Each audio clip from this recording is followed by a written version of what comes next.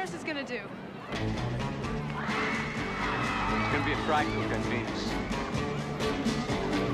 Calma, ainda não. Primeiro vamos contar a história deste clássico dos anos 80. Bem-vindos ao Repaginando, e esta é a história de Ferris Bueller. Cara, esse filme é lendário. Se você nunca assistiu, tá perdendo uma das comédias mais icônicas dos anos 80. Vamos nessa. O Mestre das Gazetas. Conhece Ferris Bueller, Matthew Broderick? Um adolescente que é tipo o rei da sua escola em Chicago. O cara é carismático, todo mundo ama ele, os professores confiam nele. Errou. E ele tem uma habilidade sobrenatural de enganar adultos. O filme começa com Ferris fingindo estar doente pra mãe dele. E a atuação é Oscar. Ele faz aquela voz fraquinha, finge febre, coloca a cara de sofrimento. Os pais caem direitinho. A irmã dele, Ginny, não engole essa história nem a pau. Ela sabe que o irmão tá de sacanagem, mas não consegue provar nada. A inveja dela é palpável. Assim que os pais saem de casa, Ferris pula da cama, quebra a quarta parede. Ele fala direto com a gente o filme inteiro, é genial. E anuncia, hoje vai ser meu dia. O plano, gazetando com estilo. Ferris já gazeteou 9 vezes no semestre. Uma a mais e ele repete de ano, mas ele tá confiante. Afinal, ele é Ferris Bueller. O cara tem um plano, vai fingir que tá morrendo, fazer todo mundo acreditar e curtir um dia perfeito em Chicago. Primeira missão, tirar o melhor amigo dele de casa. E é aqui que o filme fica interessante de verdade. Cameron é o oposto de Ferris. Ansioso, neurótico, hipocondríaco, cheio de problemas com o pai autoritário. O cara tá doente de verdade, psicologicamente falando, mas vai pra escola. Enquanto Ferris, que tá ótimo, finge estar nojente. Ferris liga pra Cameron e depois de muita insistência, convence o amigo a participar da aventura. Mas tem um detalhe. Eles precisam de um carro fodão pra fazer esse dia valer a pena. A Ferrari. O carro proibido. Cameron tem acesso à Ferrari 250 GT Califórnia de 1961 do pai. Um carro que vale uma fortuna e que o pai ama mais do que o próprio filho. Não é exagero, é quase literal no filme. O carro fica numa garagem tipo museu, coberto, intocável, sagrado. Cameron surta com a ideia de pegar o carro. O cara tem um ataque de pânico só de pensar, mas Ferris, sendo Ferris, convence ele. O carro é para ser dirigido, não para ficar parado. Aí vem o próximo passo, buscar a namorada de Ferris, Sloane Peterson. Mas ela tá na escola. Como tirar ela de lá? Ferris liga pra escola, fingindo ser o pai dela, dizendo que a avó morreu e ele precisa buscar a Sloane. A secretária pede pra falar com o Sloane pra confirmar. E Ferris, imitando voz de menina, finge ser a própria Sloane confirmando tudo. A diretora da escola fica meio desconfiada, mas libera Sloane. E quem vai buscar ela? Cameron, fingindo ser o pai dela. A cena dele todo desconfortável, num terno, tentando parecer adulto, enquanto a secretária olha com suspeita, é hilária. O vilão, diretor Rooney.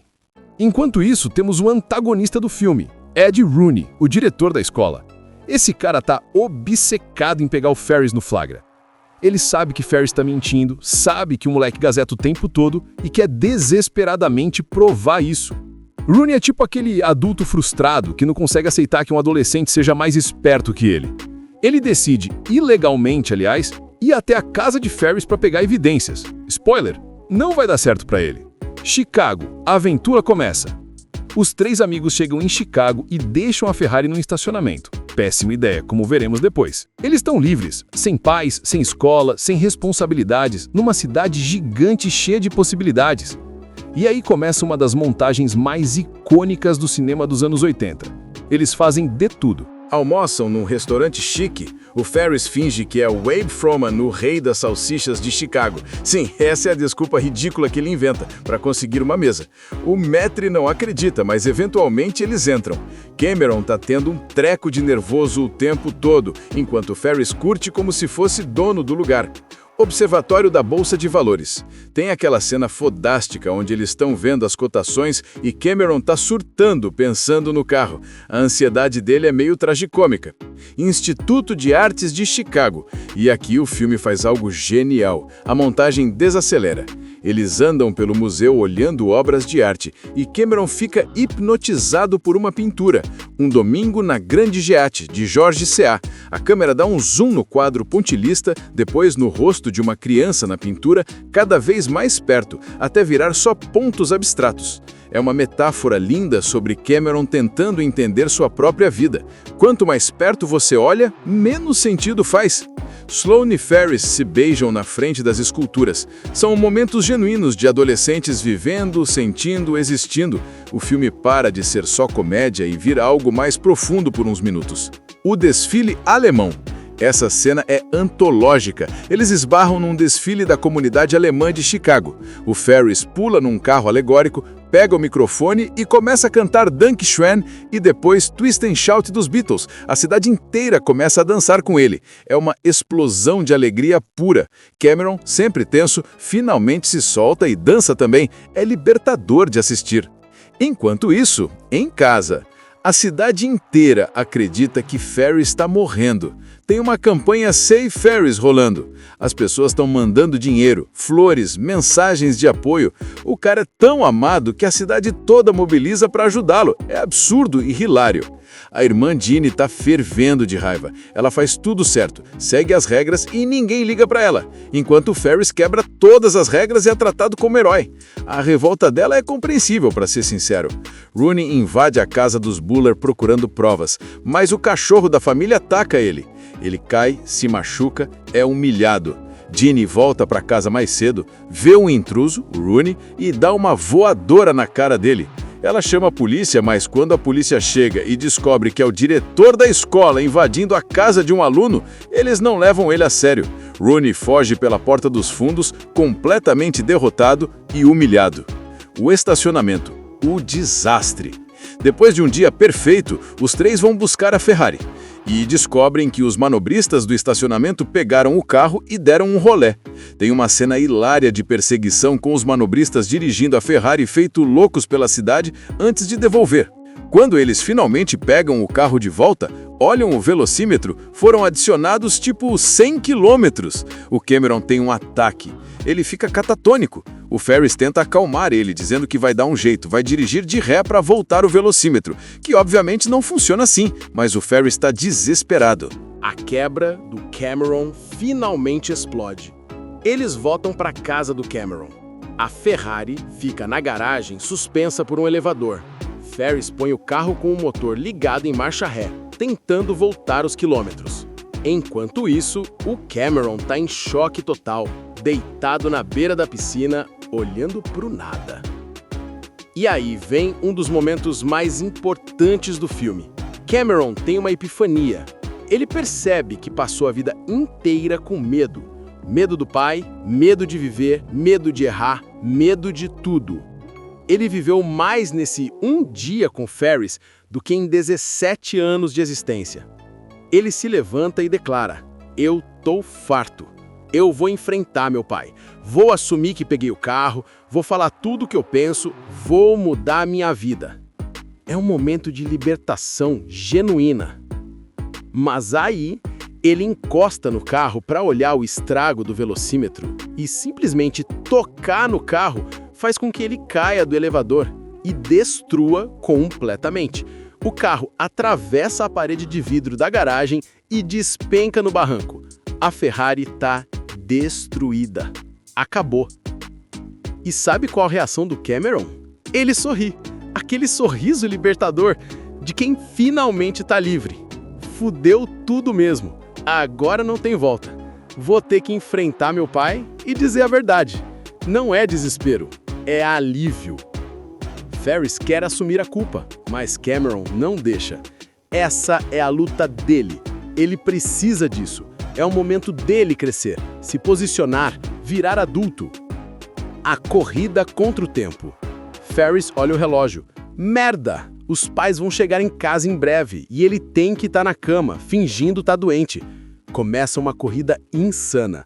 Ferris pega ônibus, corre pelas ruas, pula cercas, atravessa quintais, entra em casa de desconhecidos. É pura adrenalina misturada com comédia física. Matthew Broderick tá voando pela cidade. Ele chega em casa segundos antes da mãe, literalmente segundos. Ele pula na cama, se cobre, finge estar dormindo. A mãe entra, vê o filho doente, dá um beijo nele e sai. Ele conseguiu. O desfecho: Rooney derrotado. Rooney, completamente destruído, física e emocionalmente, volta para o ônibus escolar. As crianças zoam ele. Ele perdeu o sapato, perdeu a dignidade, perdeu tudo. É o vilão mais patético e, ao mesmo tempo, mais humano. Você meio que sente pena dele. Ginny finalmente aceita que o irmão é invencível. Quando a mãe quase descobre que Ferris não tá doente, porque o quarto tá uma bagunça da corrida dele, Ginny protege o irmão. Ela percebe que, apesar de tudo, ela ama o moleque. E talvez, só talvez, ela aprendeu que seguir todas as regras o tempo todo não é o caminho para a felicidade. A última quebra de quarta parede. Os créditos começam a rolar. Todo mundo vai embora do cinema. E então, Ferris aparece de roupão e fala direto para a câmera. Ainda tá aqui? O filme acabou? Vai para casa? Vai! É a cereja do bolo.